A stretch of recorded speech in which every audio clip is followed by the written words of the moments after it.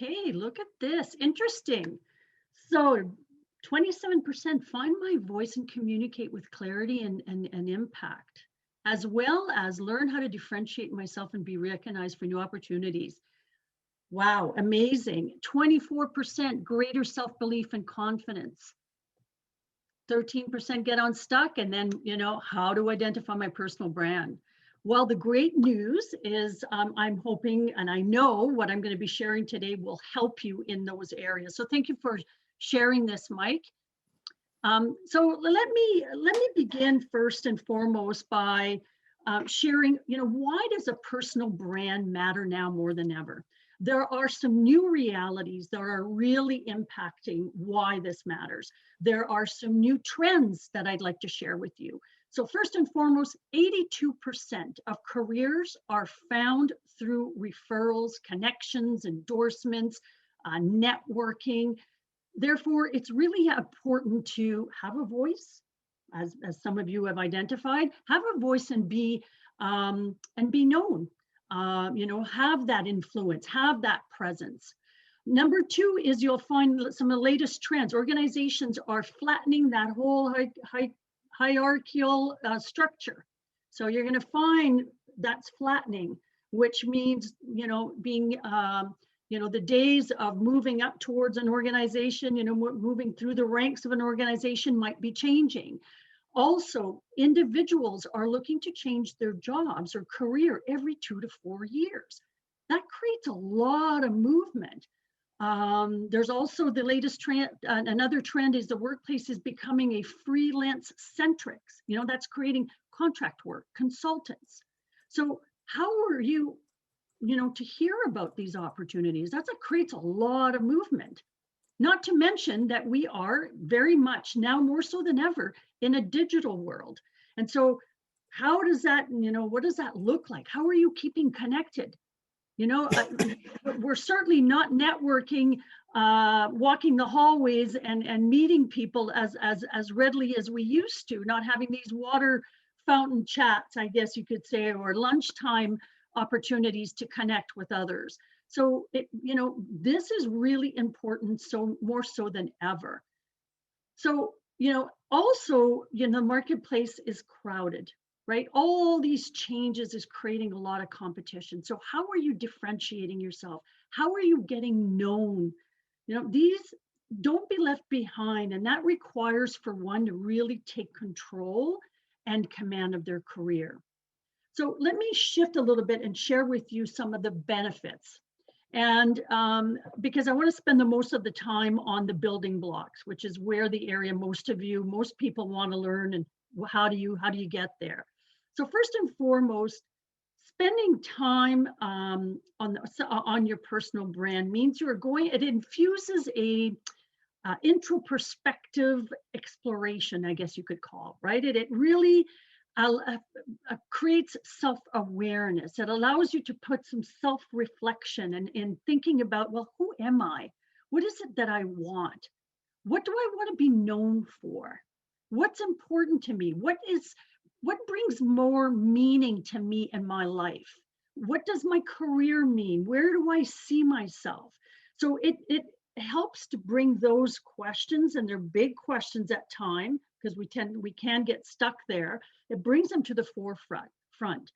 As a result of doing this self-reflection, it also helps to build your self-belief in yourself, because you're going to learn more about yourself, and I'll dig into that in a minute. It helps build confidence.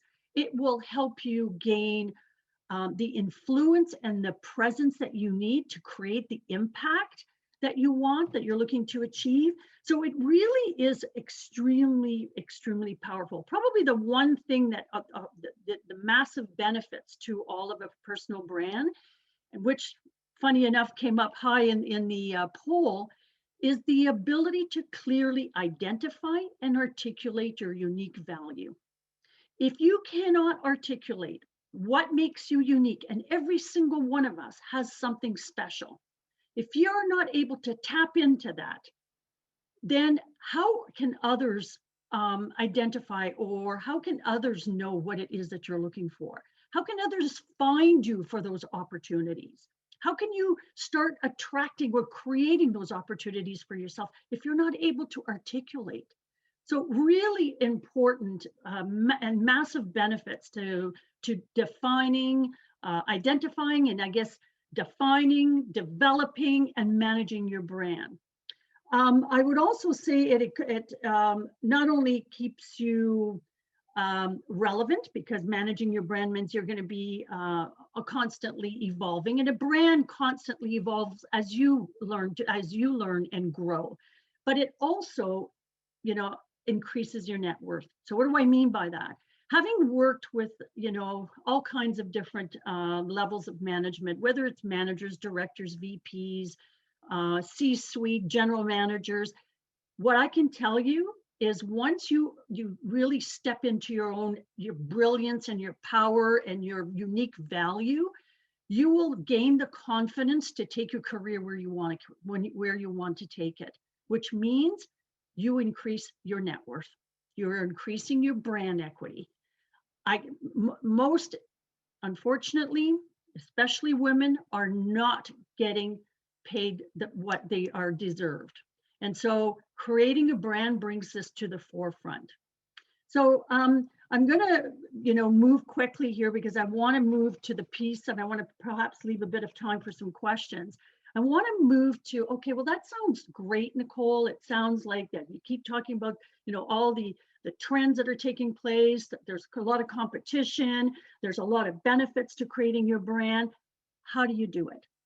I can tell you it's not an easy process. However, there is a process. There's you know, in working with clients, there are building blocks. There are some people that want to fast track and jump over some of the building blocks. What I can tell you is it is imperative to follow the building blocks. So let me share what those are.